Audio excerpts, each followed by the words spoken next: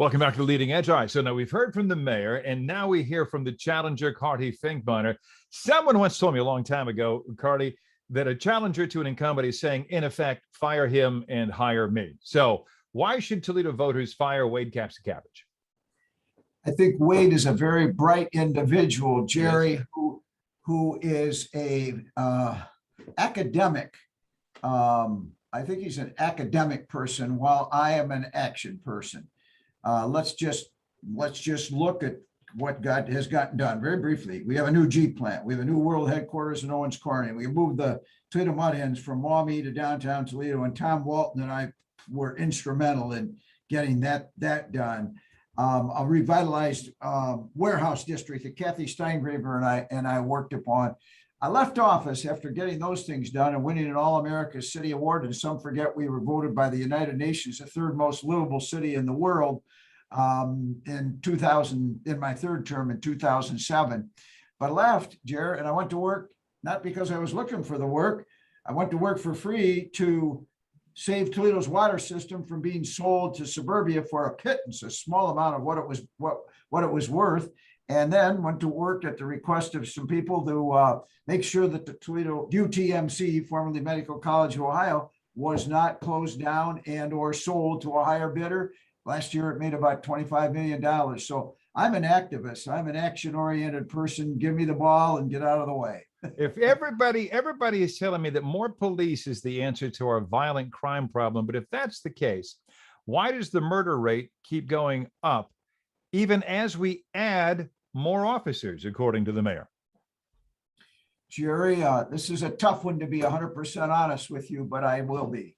I believe that the Black Lives Matter weekend, where there was some destruction done to downtown office buildings and so forth, I believe that coming out of that, the mayor and the chief of police were puzzled. How do we move forward?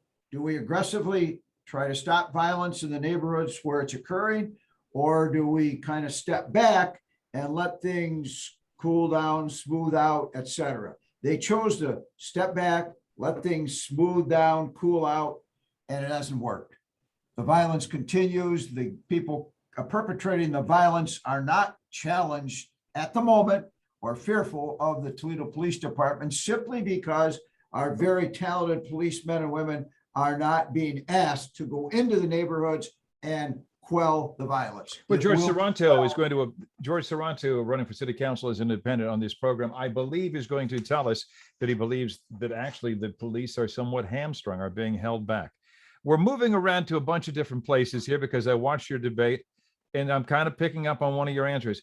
Is Wood County eating Toledo's lunch when it comes to economic development, and what would Mayor Finkbeiner do about that? Jerry, it is. Southeastern Michigan is too. Tecumseh area is really, Dundee, Tecumseh is really blossoming. I'm not opposed to my good friend Neil McKinnon, the mayor of Rossford, is pulling off a lot of those new companies coming into that Rossford township area between Rossford and Perrysburg. I'm happy for them. Those people, and we have to compete at times with them. I went after that Walbridge, Walgreens warehouse that's out there. I told them most of their Walgreens stores were in Toledo. Why are you settling down out here in 795? I think it is in Wood County. But Jerry, there's land out there, and that's good. But the heart of Northwest Ohio, with the museum and the hospitals and the education system. No disrespect for Bowling Green, a little biased toward U Toledo, but we've got two great Mid-Am schools right in our midst. I don't think they're eating our lunch, but all of the action is basically coming into Wood County, and I'll give them credit. Let's stand up and make the action happen in Toledo, Lucas County. We're getting down to a final couple minutes here. The vast majority of little kids entering Toledo's schools arrive unprepared to learn, according to the superintendent and many others.